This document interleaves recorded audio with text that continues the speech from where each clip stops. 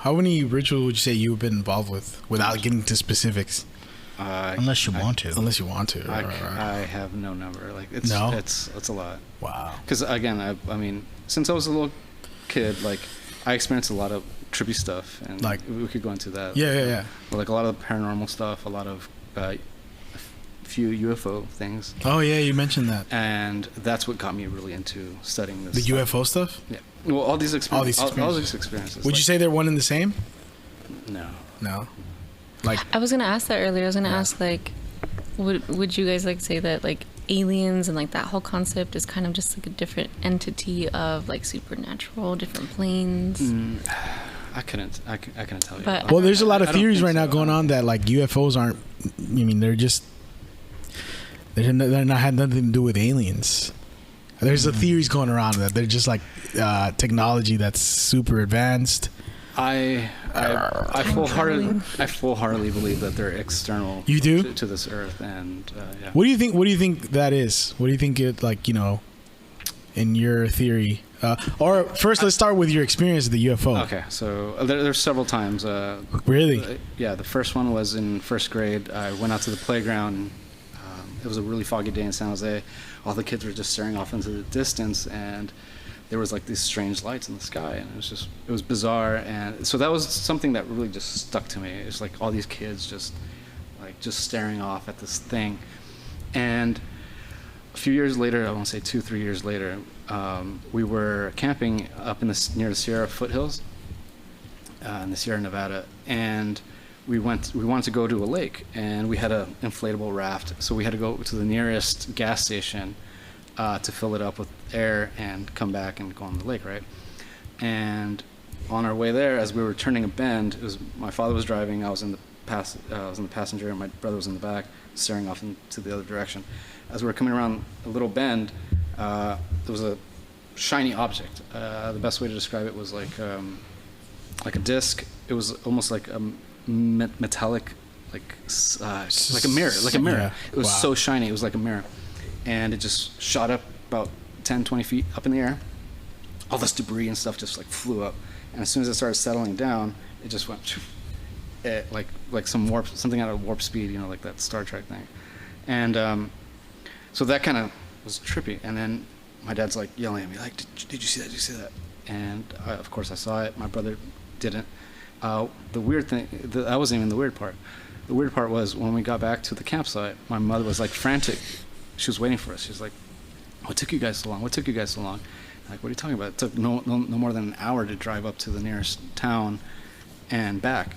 You know, we had to fill it up with air. We put gas in the car. And she's like, no, you guys have been gone for over 3 hours now. And we're like, what the fuck? Like, oh, shit. And so where that time went, I have no idea. By the time that we got back, we started noticing, okay, the sun's already going down. We don't even have time to go to the lake. So where the hell did that time go? Oh, so, time went by. Like, yeah. So the time went missing. And that was one of the experiences that, like, I realized, okay, so there's something more to what we perceive in our day-to-day. For sure. Yeah. So every time I'd bring it up to other, like, kids my age, you know, they'd just laugh or whatever. So I kind of realized, okay, well, I got to take a step back and not talk so openly about that kind of stuff. My best friend had a very similar experience, like, with time, kind of. She was at a bar, and she lived 10 minutes away from the bar, so she would walk to the bar. At the end, she's like, I'm going to walk home. Her phone, she texted her boyfriend that she was on her way home, and then she wakes up in, like, a random part of the town, like the other side of town, and she's like, I don't know how I got here. Because she was drunk, right? So she doesn't know if she just, like, blacked out.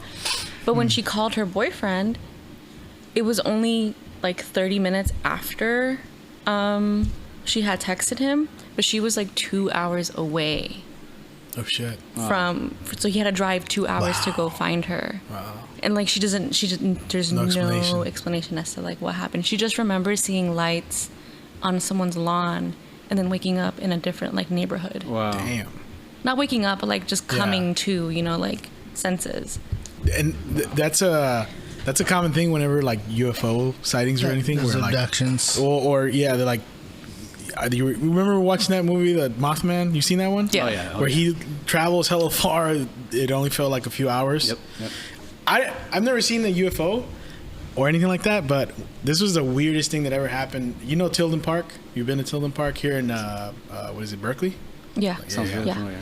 Well, it was like, man, probably 10 years ago. We were like fresh out of high school. We took 2 cars, our buddies. We drove to the top of the hill, and there was already some guys there, and I dropped off my friends like towards where we're gonna be hanging out. We're gonna be smoking and drinking, obviously, And then I went to go park my car, and I was walking back to where they were always dark. I was using like my Nokia phone to like light up my. So I met up with them, and like 4 out of the 8 were freaked out because they said they were walking like to meet up with the other group, and they saw something low. They didn't notice it, but then when they got close to it, that thing moved, and then they like zigzagged and moved, and they were telling this story like with so much conviction. We thought they were just fucking with us, but they were like so scared that they didn't even want to smoke. And everybody put in on it, so it was like they were freaked out. They said it just like it was something like flying, and it flew, like you said, hella fast, and they couldn't explain it, and they were like, wow. Yeah. Yeah. I didn't see it, but their description of it was just It was convincing. Yeah. Well, my friend too, to this day, she doesn't know what happened. She's so scared to like drink alone. Like she won't like. Jeez. She's like, I'm not gonna get blacked out. Like I'm not gonna be alone. 2 hours away. That's crazy. Yeah. That happens. That's been described with the missing 411. Have you heard of that? Oh yeah. You're familiar with that? Yeah. You guys know what that is? No. We've talked about that with Mr. Sinister. Yeah. Well, basically, you know what it is. Can you describe it to our listeners? So it started with a police officer from San Jose, California. San Jose? Yeah, he was the one that wrote the book. Oh, and David Paludis or something like that? I can't remember. Yeah. Paludis, that's his last name. Yeah. I can't remember. But yeah, so he realized that there hasn't been any documentation regarding all the missing people at all the national parks across the U.S. Which is a lot of people. There's a lot of people. And some of the cases when they disappear, it's not like their clothes are like scattered, like, they think maybe like a bear attack or something. Yeah, bear attack or anything to suggest maybe they're like survival or something. Like, when you get dehydrated and you start going crazy, you start ripping off your clothes or whatever. Yeah. A lot of the clothes, it's like neatly folded. Neatly folded, or it's like collapsed on top of each other, as if they were just like to vanish. Yeah. And so he was the first one to document all these missing cases because there was no national registry of all these cases where people went missing. There's a lot. Did you guys hear about the stairs that pop up in like forests that you're like not supposed to? I recently like learned about this. My friend. That's kind of connected with the missing 411, where national forest and just stairwells appear out of nowhere. Oh wow! You ever heard of that? No. And like I guess like park rangers are trained to never go up the stairs, never touch them or anything, or talk about them or anything. Yeah, exactly. Block off. I saw something where they block off the trail that leads to some stairwells. Oh. Yeah. Because there's been a lot of missing people in the whole missing 411. Don't go up the stairs. And there's stories of people reappearing. Yep. After their clothes were found. What? Yeah. What do they say? Sorry, I don't know. There's a lot of different testimonies. Do you know about any of them? I don't remember off the top of my head. I just know about the ones that went missing and they found their remains later. Like, they'll be like on the opposite side of the mountain peak. Like, right. Like it was like one of them. No tracks. No tracks. And yeah, it was like one of the kids that went missing. Like there's only one way down to where he had to go, and he just disappeared. And some years later, they found him on his remains on a mountain peak on the other side of the valley. It's like, how the hell? There was one where a guy was with his daughter, and she was running down the hill, and he just turned like literally a millisecond, and then turned back. She was gone. Yeah. What the fuck? Yeah. That tends to be the most common thing that I've heard, where the parent just turns back. Or a guy's walking with a friend, and he's talking, and then he just doesn't hear the friend anymore. Turns around, and there's no one around, and then the friend's gone. Yeah. And there's just one trail, and that's what makes it so freaky, is that there's one trail. There's nowhere like for them to run off. Right. Because it's such an open valley, or it tends to be a valley. Yeah. Like, that's what right. Where there's no explanation, like they didn't fall off a cliff, or there's no fucking, Unless it's like a didn't get jumped by wolves. Yeah. So if you're listening, enjoy your visit to our great national parks. I was like, I'm never going. And I wonder if it happens in other national parks around the world, like Zimbabwe. I'm pretty sure it does. Pretty sure it does. Yeah. Yeah, it has to. Well, yeah, because like there's like cases like in Japan too, right? There's like the forest in Japan where people like suicide. Suicide.